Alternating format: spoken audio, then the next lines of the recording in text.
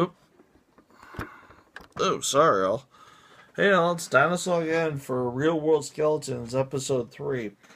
Uh, I just wanted to kind of bring everyone up to date, and I saw this episode. Now, this episode focused on pretty much everyone getting straight with Madison and all that, but all Madison hasn't told Tony or the guys yet of her problem, and neither is Tony. But see, Tony has something to tell her. So, but the whole episode starts off with them going kayaking. Seems pretty innocent enough, and it was fun. They all went kayaking, and but then they ran out of food, so they had to go to the supermarket, and it took them 45 minutes of looking around to find a supermarket that was 3 minute walk from their house.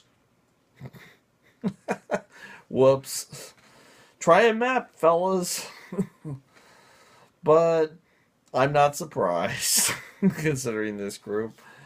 But anyway, what this particular episode focused more on that was trying to expose everyone to these problems on that. And what really focused on is Madison telling um, Tommy, or not Tommy, Tony, the truth about like how I had all these drugs in me and everything.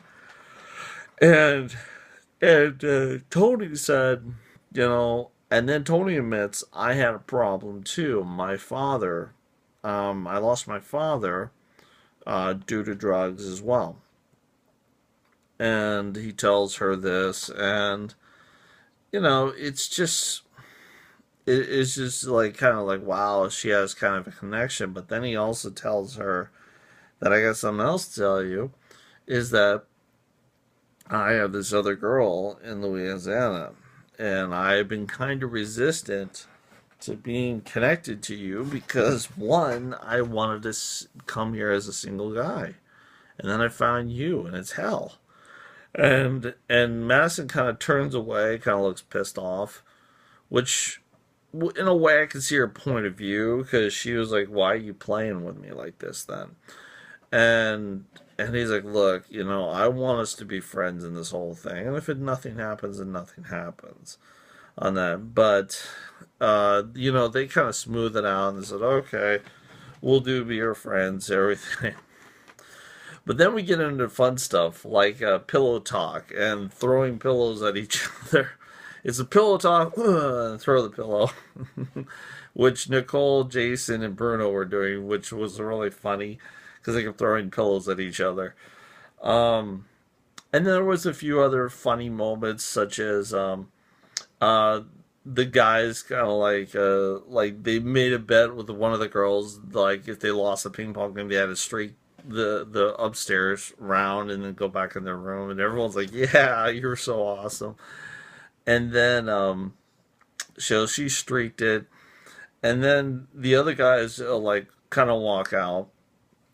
And there was one scene with Jason's like, hey, here, like all the girls are talking, he walks right by him just buck naked, and they're like, what? They just start laughing. It's kind of funny to see them crack up. Um, and he's like, what's wrong?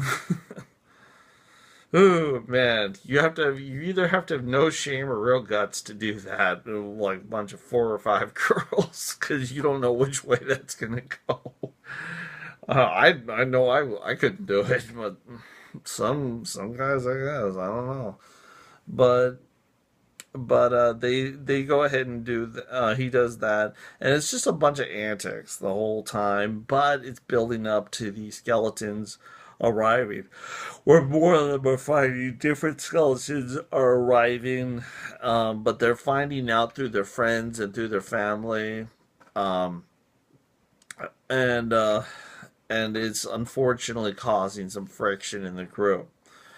They do go out and party more, but see, here's the thing: they go out and party, and they find something else out that Jason actually has a baby mama, and he has a baby on the way, and he's acting like this, and everyone's like, "What the frick?" You know, um, and just kind of like, "Wow." And then the other joke is Bruno brings his girls over, and I'm sorry. this was kind of jacked of MTV because this, in my opinion, made Bruno look really bad. Is that he he took he literally took let me see, he brought these girls over and they all got high in or not high, they got in the hot tub and everything's good and everything's having a good time, you know. And then what happens, it's kind of like, holy shit, you know. And here's the funny part. He goes, Bruno actually has sex with one of his friends where she's not even that, I don't think even that pretty, but she goes on, he goes in the bathroom. And literally MTV does this 5 minutes later, Bruno comes out, and I'm going, oh, dude. Okay, I'm not saying I'm not John Holmes, but bro, 5 minutes, really? 5 minutes? I mean, I don't know if MTV was just messing with people, but literally they said like he goes in 5 minutes later, he's out. I mean, the past real worlds, they would actually kind of say like, okay, they fell asleep, they did the smushing, and you didn't really know how long it was. It was just boom, they smushed. Okay, this is like 5 minutes later, he comes out. Wow. I hope they paid Bruno extra for that one. I would be pissed. Not to mention, I would be embarrassed. But, you know, it's like, I mean, damn, if you're going to do it, just free. You got to do it. You have to go out badass. 5 minutes, not just. I mean, I can't talk too much crap about that because I haven't done anything lately on that at all. So, but really, dude, 5 minutes, come on. You can make it longer than that. Like 30 minutes, okay. I could see that. Unless it was a situation like you were totally rushing, freaking out, you'd get caught. And which that could have been the situation because they were in a house. They didn't know who was coming in and out all the time. But so Bruno's got this big smile on his face. It's like, I'm the first one to get laid. You know. And the girls are like, good, because I'm not going to have sex with you now. Which kind of shot himself in the foot a little bit.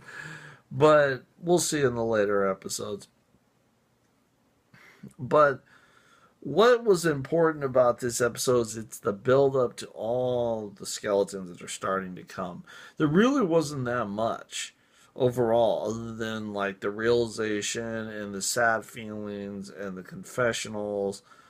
Oh, there was one Nicole, um, no, not Nicole, Sylvia that like kind of got drunk and peed on herself or something, or peed in the confessional, which they woke up Violetta to clean it up because the guys didn't know what to do it, and Violetta started chasing the guys with her hand full of Sylvia's urine, which was kind of funny.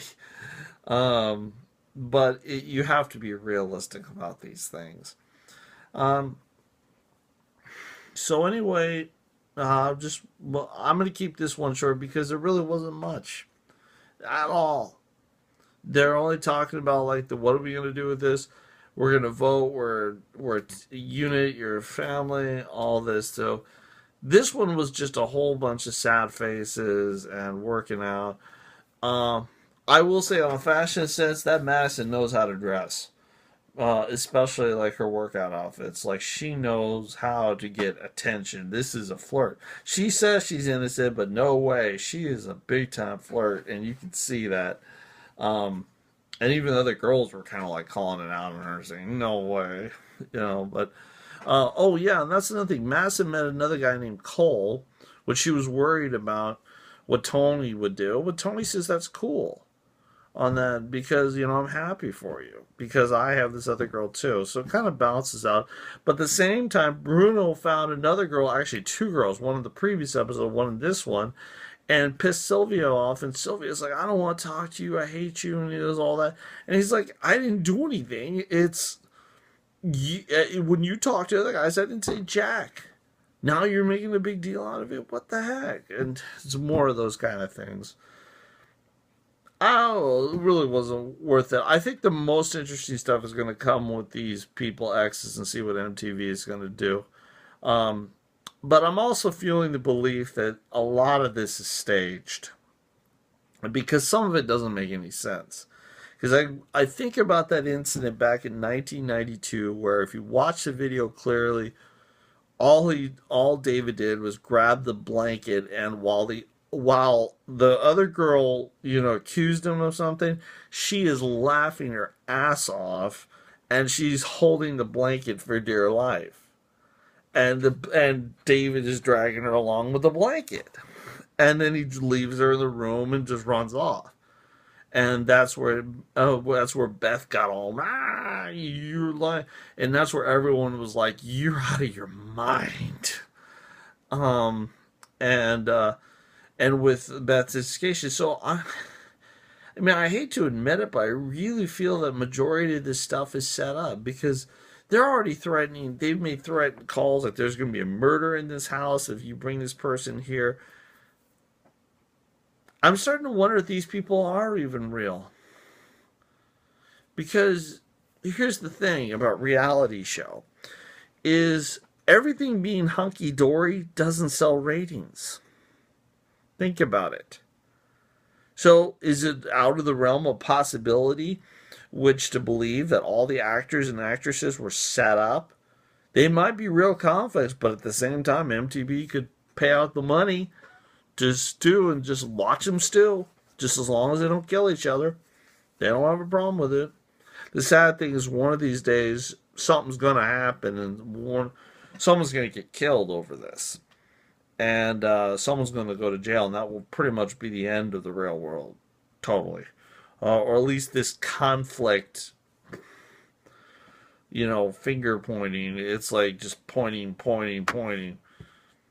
on that. The real world itself was fine, but I don't know. I just feel for a show that has had over 30 years, actually 29 years, I think they really should close it up on the 30th year because they were doing MTV. If you really think about it, MTV was doing reality shows way before anybody else was. And it was an ingenious idea. And I admit, I didn't get into season 1. Season 2 and 3 were a blast. I sort of lost interest after season 4. So, but then people refer to, I think either the Portland one or the Washington. I think it's the Portland one where that dude smacked that girl in the cab. And you know what? I don't know if she deserved the slap, but I know the comment she made was jacked to him, and I could see what would trigger that anger, and that's why he did it. But he was thrown off. So I don't understand. One guy makes a slap. She's not even on the show. She's leaving. She's in the taxi cab. He slaps her, and they throw him off the show just like that. Real world. What's her name? Not Snooki. Sammy Sweetheart punches Ronnie right in the face on just here, down punch, and they just let it slide. I don't know. That's what leads me to believe this whole thing is set up.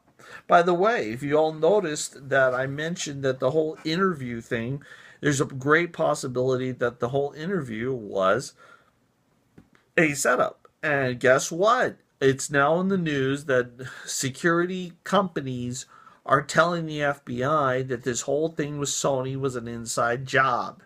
Sony was behind it, and they had the proof. They sent it there, but for some reason they convinced the FBI that North Korea did it, which is baffling.